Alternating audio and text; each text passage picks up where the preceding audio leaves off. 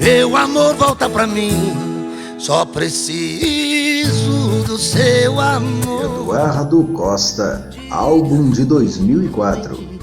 Acústico é o segundo álbum do cantor e compositor Eduardo Costa, lançado em 2004 pela gravadora Velas.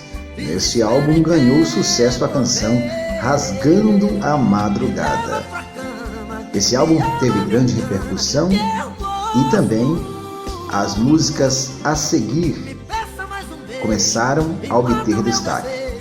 As músicas do CD eram 16: Quando o Amor é Pra Valer, Rasgando a Madrugada, Acabou o Amor, que veio fazer grande sucesso, Vida pelo Avesso, Vera Machucada, Não Acredito, uma regravação da dupla Adalberto e Adriano, Avião das 9, regravação do grupo Trio Parada Dura, Por Amar Você, e o sucesso Coração Aberto, Ilusão, Vontade Dividida, regravação da dupla Milionário José Rico, Coração da Pátria, Eu Quero Este Amor, Eu Duvido, Amor de Violeiro, que veio a virar um hino da música do Eduardo Costa, Camisa Manchada.